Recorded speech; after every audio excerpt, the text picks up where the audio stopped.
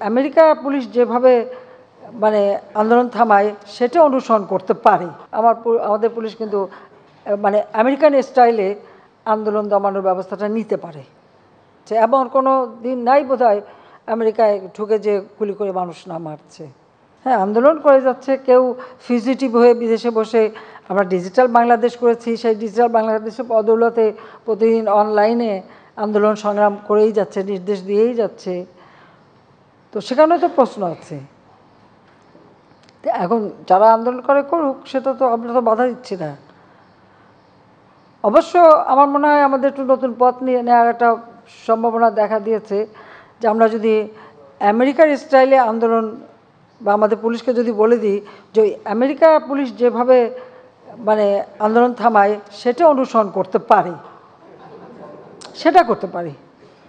আমার মনে হয় পুলিশ এখন আমেরিকান পুলিশদের অনুসরণ করতে পারে, আমাদের পুলিশ। কারণ আমরা তো ধৈর্য ধরতে বলেছিলাম সেই 28 অক্টোবরের কথা মনে আছে, 2023 সালের। আমি তো বলছিলাম পুলিশকে ধৈর্য ধরতে, যে তাদেরকে পিটিয়ে হত্যা করেছে, মারছে, এবং সেই সাথে তাদের হাসপাতালে আক্রমণ, গাড়ি পোড়ানো। কাজেই আমার মনে হয় এখন আমাদের পুলিশ কিন্তু মানে আমেরিকান স্টাইলে আন্দোলন দমানোর ব্যবস্থাটা নিতে পারে। আমার মনে হয় সাংবাদিকরা বোধহয় এ ব্যাপারে আমাকে সমর্থন করবেন। মাননীয় প্রধানমন্ত্রী,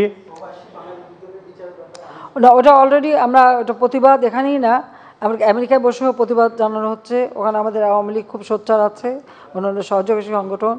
আর এটা আমরা তো সবসময় এটা প্রতিবাদ করেই যাচ্ছি, এটা নতুন না।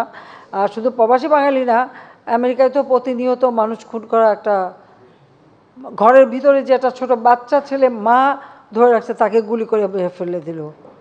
তার অপরাধটা কী ছিল? তার হাতে একটা কাঁচি ছিল, তাই কাঁচির ভয়ে তাকে গুলি করে মারা হলো।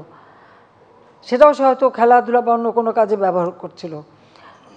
একজন মাজুর ব্যক্তি যে পঙ্গু, সে কি প্রেসিডেন্টকে কি বলছে যে চলতেও পারে না, হাঁটতেও পারে না, সে প্রেসিডেন্টকে নাকি থ্রেট করছে। ওই অবস্থায় তাকে গুলি করে হত্যা করলো।